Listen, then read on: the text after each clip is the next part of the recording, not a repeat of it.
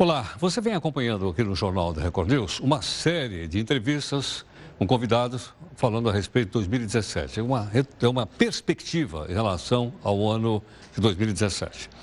Hoje, nós vamos conversar um pouco a respeito das relações de negócio, uma relação comercial entre Brasil e Estados Unidos. Para isso, nós convidamos aqui a presidente da Câmara Americana Brasileira de Comércio, que é a Débora Vieitas, que está aqui conosco. Ela é CEO da AmCham.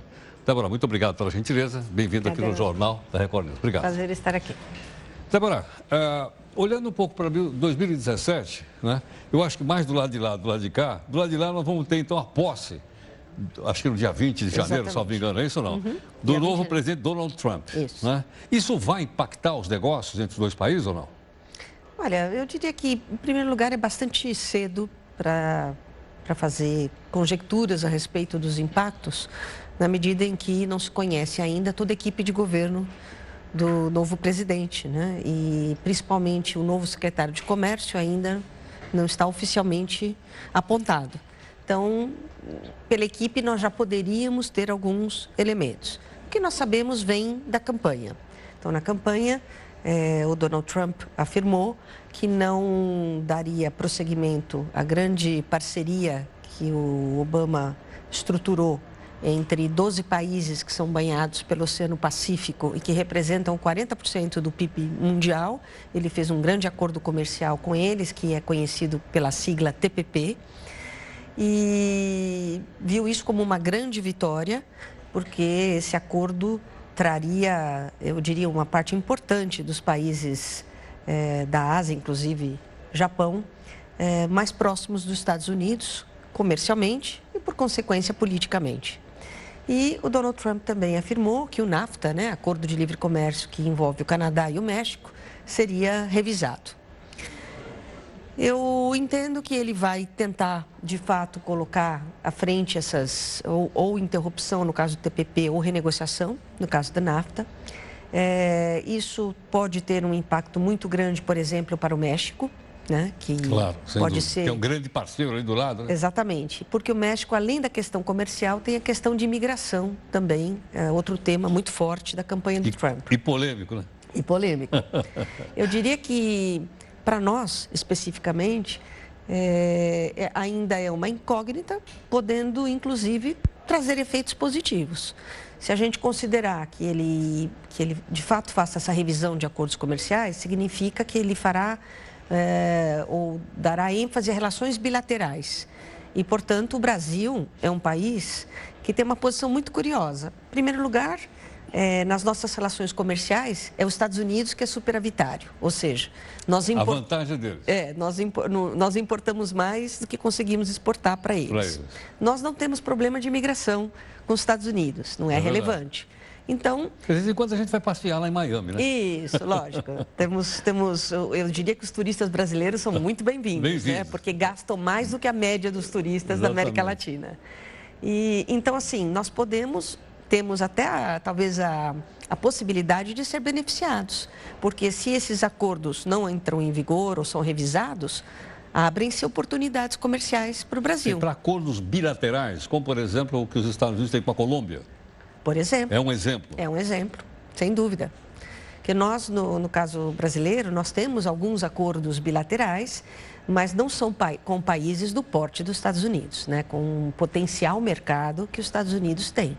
Agora, Débora, a gente sabe também que muda o presidente, obviamente, muda o ministro do Comércio, mas os Estados Unidos é um país do comércio, né? Sem dúvida. Ele vem pregando o liberalismo comercial, acho que desde a época do Woodrow Wilson, né? Vem batendo forte nessa ideia de que o comércio mundial deve ser aberto. Dentro desse cenário, existem as empresas, de uma maneira geral. E as empresas querem vender, querem comprar. Sem dúvida. Você acha que pode mexer com esse fluxo de empresas norte-americanas no Brasil ou essa questão não vai mexer com isso? Olha, eu não acredito em nenhuma alteração do que é hoje, eu diria, o volume de empresas americanas atuando no Brasil e das brasileiras atuando nos Estados Unidos. Eu acho que se tiver alguma mudança, será para crescimento, né? Eu acho que hoje o nosso volume de comércio, apesar dos Estados Unidos ser nosso segundo parceiro comercial, ainda tem um espaço de crescimento tão relevante né? É muito pouco, né? Nós representamos menos do que 2% das exportações americanas. Então, eles também veem o espaço de crescer. Quantos países com um mercado interno com 200 milhões de consumidores e que seja uma democracia e que funcione razoavelmente bem como nós funcionamos, existem no mundo? Agora, Débora, no passado, os Estados Unidos reclamaram muito que nós somos um país protecionista. Desconfio até que lá na Organização Mundial do Comércio eles devem, né, ter participado lá de já uma decisão.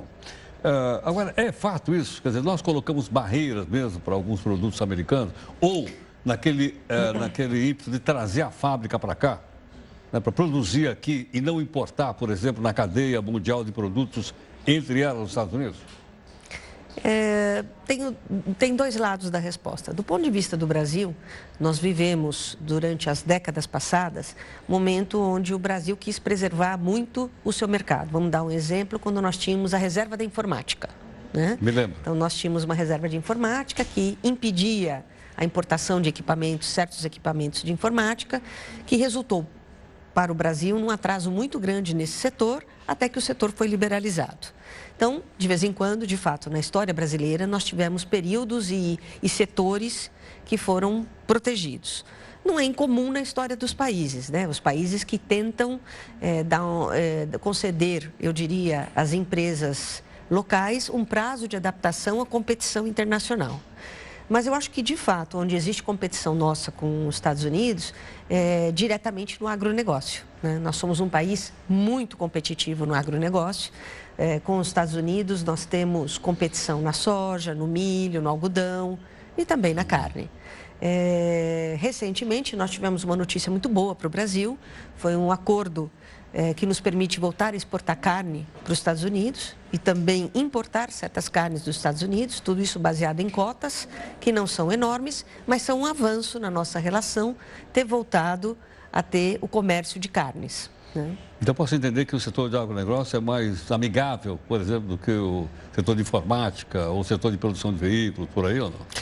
Não, eu diria que é um setor onde, de fato, nós temos uma competição direta com os Estados Unidos, mas o lado bem interessante da nossa relação comercial com os Estados Unidos é que é o país para o qual nós exportamos mais manufaturados do que commodities.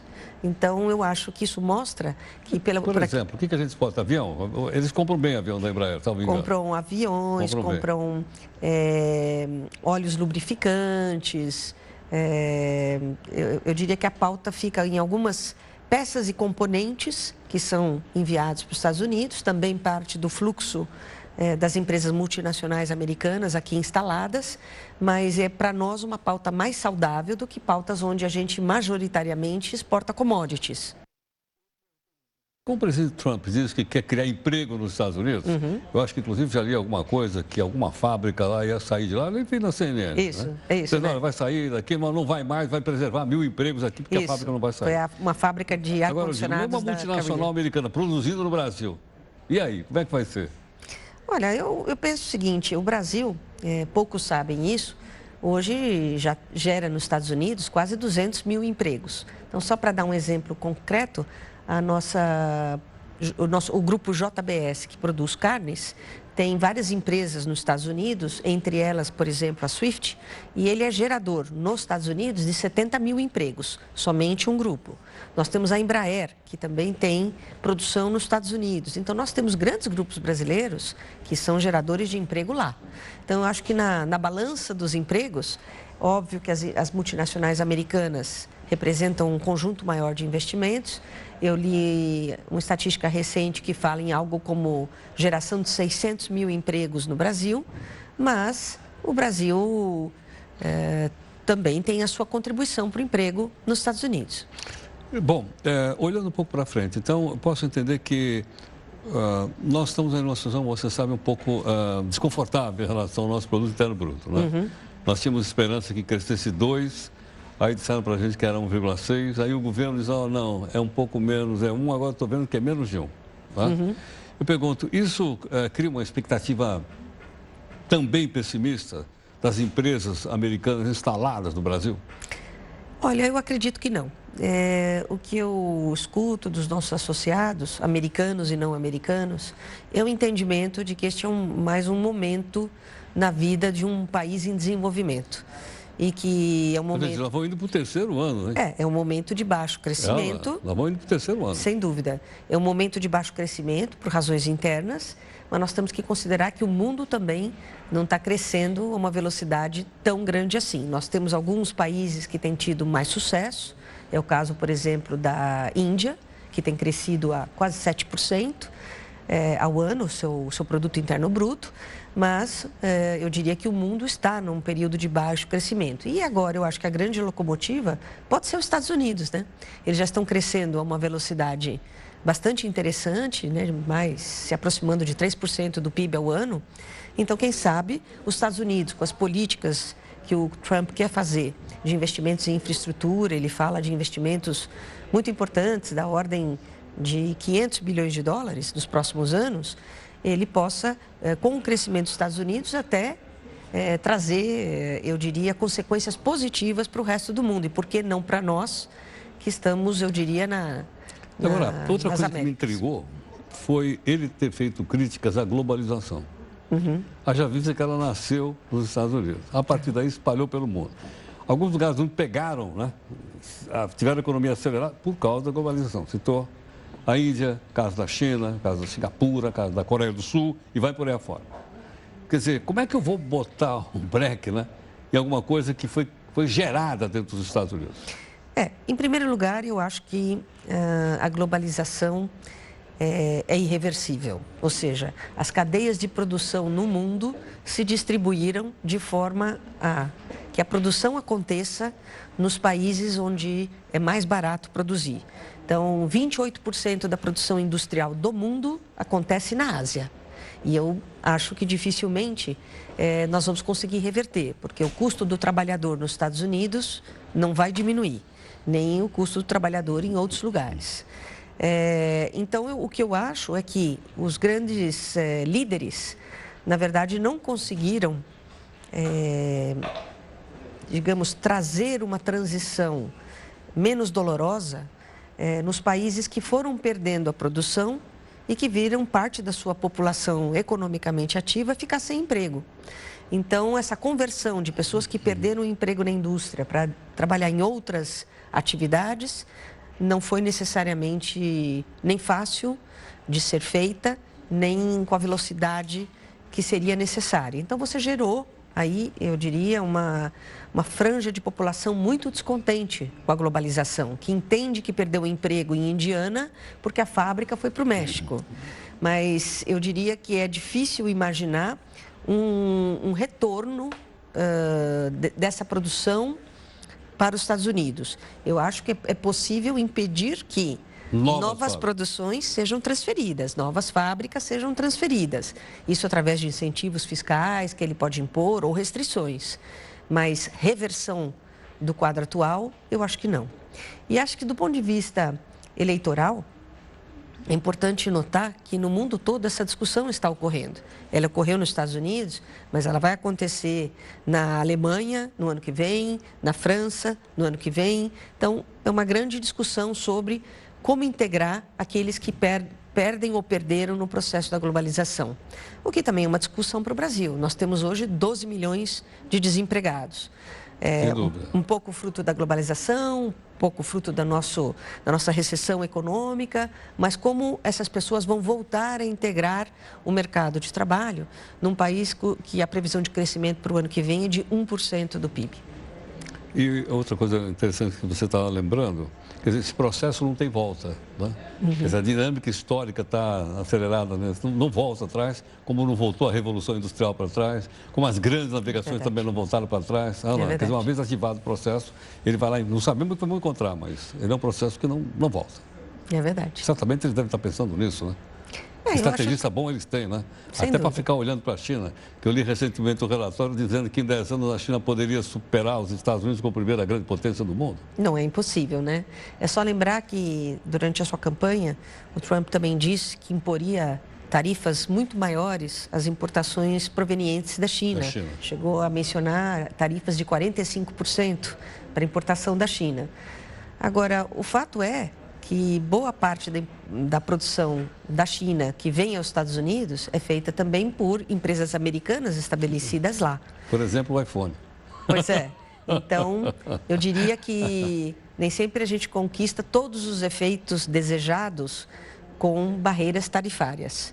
E é importante lembrar também que no mundo do comércio global, as barreiras não tarifárias, por exemplo, as ligadas à vigilância sanitária, ou padrões de relações de trabalho, ou relações, né, com o meio ambiente, podem ser tão poderosas quanto as tarifárias. Sem Eu dúvida. acho que toda a restrição que o Brasil sofreu por conta da febre aftosa, né, da volta da febre aftosa aqui, e que agora, ainda bem, está superada, é um exemplo de que as barreiras fitossanitárias podem ser utilizadas de maneira tão contundente quanto o aumento de tarifas. Ok. Débora, obrigado pela sua gentileza. Um prazer. Prazer em recebê-la aqui no Jornal. Muito obrigada pela Muito obrigado. oportunidade. Bom, você que está nos acompanhando aqui no Jornal da Record News, né? Você ouviu então aqui mais uma participação interessante para a gente conhecer um pouco mais as relações internacionais do Brasil com o nosso segundo maior parceiro de comércio, como a Débora falou agora há pouquinho, que é a presença então da CEO da AmCham, da Câmara Americana de Comércio, que é a Débora Vietas aqui conosco.